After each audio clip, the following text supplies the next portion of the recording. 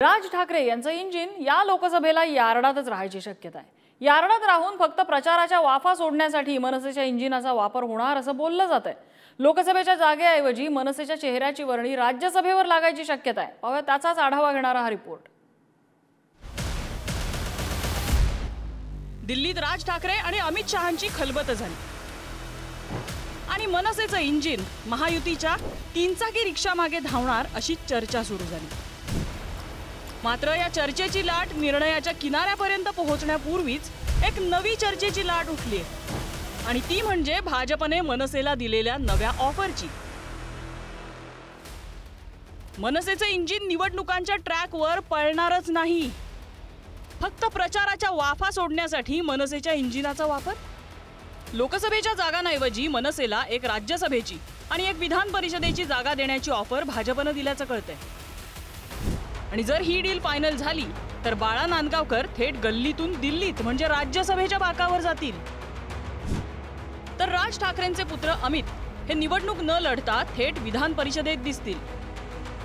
भाजपने पीयूष गोयल यांना उत्तर मुंबई मतदारसंघातून लोकसभेच्या रिंगणात उतरवलंय।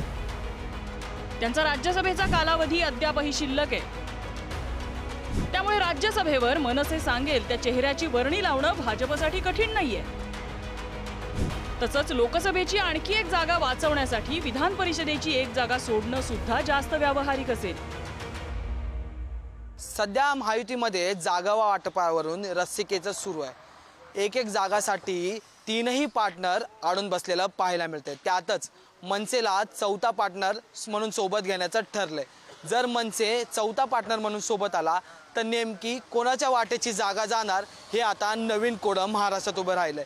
यालाच तोडगा म्हणून मनसेला राज्यसभेची एक जागा आणि विधान परिषदेची जागा देण्याचं ठरलंय असंही कळतंय।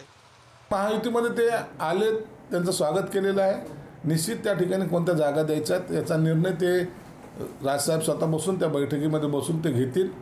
मला वाटतं त्यांच्या जागेची एवढी जास्त मागणी नाही आणि म्हणून आता महायुतीमध्ये राज ठाकरे साहेबांचं येणं हे महायुतीला एक बळ देण्यासारखा प्रकार होईल आणि एक झंझावात या 4ही नेत्यांचा या महाराष्ट्राला पाहायला मिळेल।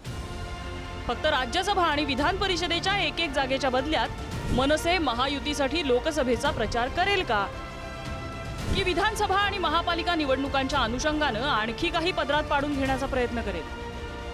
सध्या मनसेचं सभागृहातलं अस्तित्व हे एका आमदारापुरतं मर्यादित आहे। स्वबळावर निवडून येतील असे चेहरे सुद्धा पक्षाकडे नाहीयेत।